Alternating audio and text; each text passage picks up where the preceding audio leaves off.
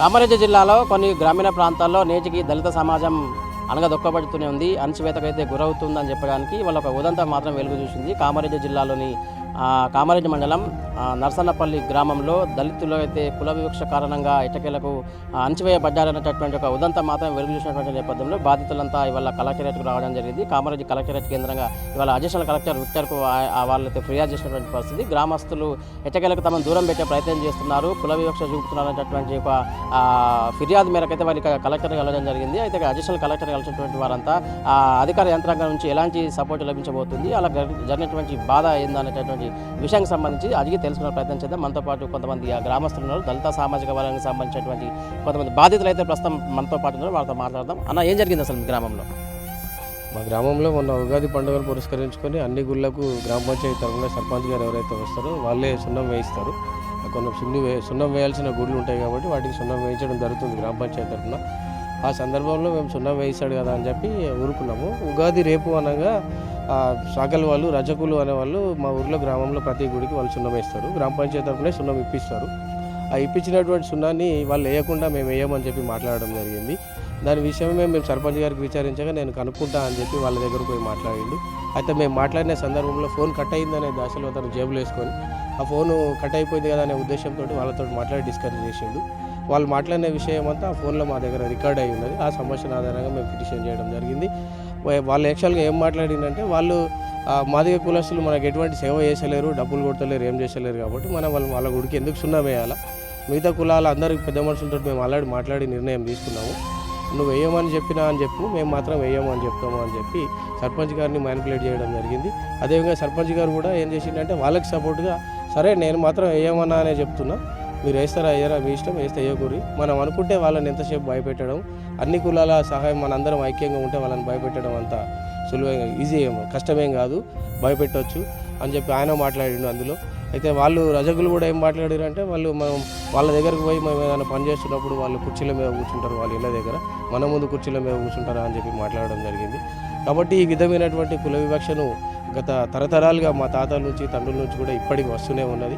మా తాతలు తండ్రులు అంటే నిరక్షరాస్యులుగా ఉన్నారు కాబట్టి వాళ్ళకు చట్టం అవగాహన లేదు కాబట్టి వాళ్ళు అదే విధంగా పనిచేసిండు.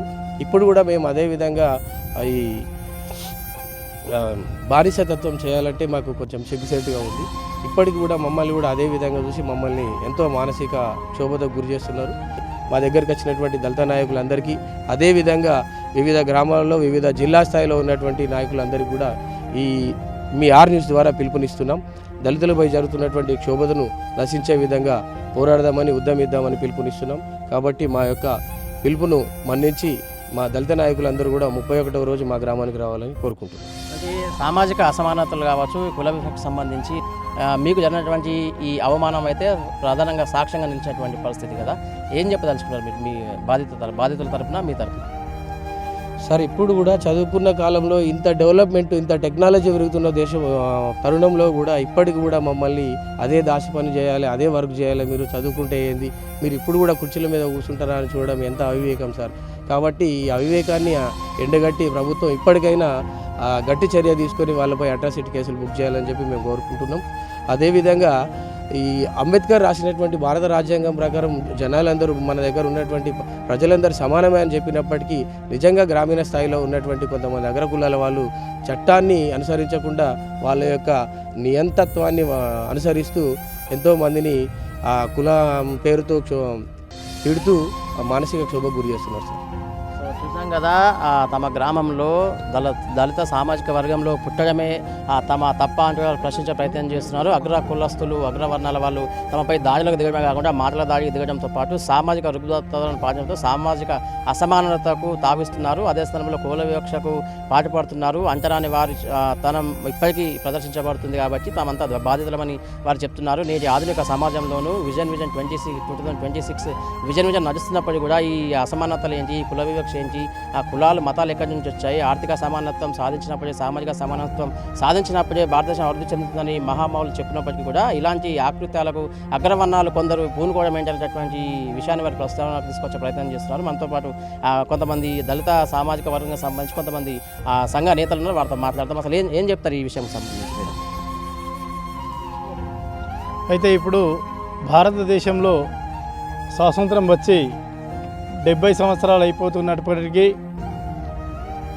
అసలు మా అసమానతలకు అణగారిన వర్గాలకు స్వతంత్రం అనేది రాలేదని చెప్పేసి నా యొక్క భావన.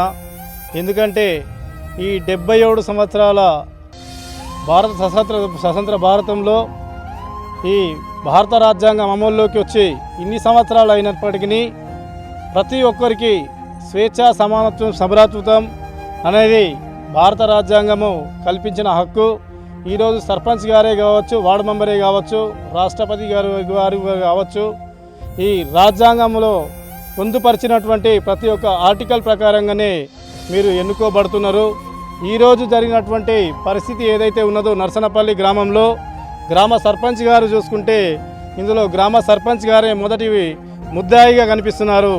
ఎందుకంటే ఒక గ్రామ సర్పంచ్ హోదాలో ఉండి వారికి ఓన్లీ అగ్రవర్ణ వారు ఓట్లు వేస్తేనే గెలిచిండా అని చెప్పేసి నేను సర్పంచ్ గారిని ఈ మీడియా ద్వారా ప్రశ్నిస్తున్నాను. మా దళితుల ఓట్లు మీకు పడలేదా? దళితుల ఓట్ల ఇళ్ళకి వచ్చినప్పుడు మీరు ఓట్లు వేయని అని చెప్పేసి అడుక్కోలేని పరిస్థితి మీకు రాలేదా? అలాంటప్పుడు మా నర్సనపల్లి గ్రామంలో అన్ని ఆలయాలకు కూడా దళితులను ప్రవేశం కల్పించే విధంగా నేను హామీ ఇస్తున్నానని చెప్పేసి కలెక్టర్ గారు అన్నారు. కాబట్టి వారి హామీని మేము అంగీకరిస్తున్నాము, వారి హామీకి మేము శిరసా వహిస్తున్నాము. ఒకవేళ అలా జరగనట్టు ఏడలా ఉంటే దళిత సంఘాలు అందరం కూడా కూర్చుని మాట్లాడుకొని భవిష్యత్ కార్యాచరణ రూపొందించుకుంటామని మీడియా ద్వారా నేను తెలియజేస్తున్నాను. మనతో పాటు మరికొంతమంది సంఘాల నేతలను వారితో మాట్లాడే ప్రయత్నం చేద్దాం. ఏం చెప్తారు నర్సన్నపల్లి గ్రామ ఇష్యూ గురించి? నర్సన్నపల్లిలో జరిగినటువంటి కుల వివక్ష చాలా బాధాకరం. మరి ఈ దేశానికి దిశానిర్దేశం చేసినటువంటి మహనీయుడు డాక్టర్ బాబాసాహెబ్ అంబేద్కర్ గారు ఈ దేశానికి రాజ్యాంగం అందించారు. మరి దాంట్లో భాగంగానే ఇవాళ ఆ ప్రథమ పౌరుడుగా కూర్చున్నటువంటి గ్రామ సర్పంచ్ ఎవరైతే ఉన్నారో మరి ఆయన ఇవాళ ఇలా కుల వివక్షకు గురి చేయడం, దళితుల్ని కుల వివక్షకు గురి చేయడం చాలా బాధాకరం. మరి అటువంటి సర్పంచ్ని మీరు ఒకటి సర్పంచ్ గారిని సూటిగా నేను అడుగుతా ఉన్నా, మీరు ఏదైతే ఆ మహనీయుడు రాసినటువంటి రాజ్యాంగబద్ధంగా ఎన్నుకోబడినటువంటి ప్రథమ పౌరుడు కాబట్టి మరి మీరే ఆయన ఇచ్చినటువంటి హక్కుల్ని ఉల్లంఘిస్తున్నారు. కాబట్టి తప్పకుండా ఆ గ్రామ సర్పంచ్పై అట్రాసిటీ కేసు చేస్తూ ఆయనను ఖచ్చితంగా విచారణ జరిపి పదవి నుంచి తొలగిస్తూ ఆయనపై అట్రాసిటీ కేసు చేసి ఆయన జైలుకు పంపాలని చెప్పి భీమ్ ఆర్మీ నిజామాబాద్ జిల్లా అధ్యక్షుడిగా నేను డిమాండ్ చేస్తూ ఉన్నా. ఎక్కడైతే వీళ్ళని గుళ్ళోకి రావద్దని చెప్పి వివక్ష చూపుతా ఉన్నారో ఆ గుడిలలోకి సుమారు 2000 మందితో ఆ గ్రామాన్ని నేను ముట్టడి చేస్తానని చెప్పి డిమాండ్ చేస్తూ ఉన్నా. జై భీమ్. చూసాం కదా, కామారెడ్డి జిల్లాలోని కామారెడ్డి మండలంలోని నర్సన్నపల్లి గ్రామంలో కుల వివక్ష ఏ రకంగా జరిగిందో ఇట్లే అర్థమవుతుంది. బాధితులు మాత్రం ఇవాళ కలెక్టరేట్ దగ్గరికి వచ్చినటువంటి వారంతా కూడా వారి ఆవేదనను పేపర్ రూపంలో పెట్టి కలెక్టర్కు నివేదిస్తామని వారు వచ్చినప్పటికీ కూడా కలెక్టర్ అందుబాటులో లేకపోవడంతో అడిషనల్ కలెక్టర్ విక్టర్ కూడా వారు ఒక ఫిర్యాదు చేసినటువంటి పరిస్థితి. దళిత సామాజిక వర్గంపై కుల వివక్షతో పాటు సామాజిక ఆర్థిక అసమానతలు ఎవరైనా ప్రదర్శిస్తే కనుక ఖచ్చితంగా కఠినమైన చర్యలు ఉపక్రమించే విధంగా ప్రభుత్వంపై ఒత్తిడి తీసుకొస్తామంటూ కుల సంఘాల నేతలు కూడా చెప్తున్నటువంటి పరిస్థితి. Over to studio.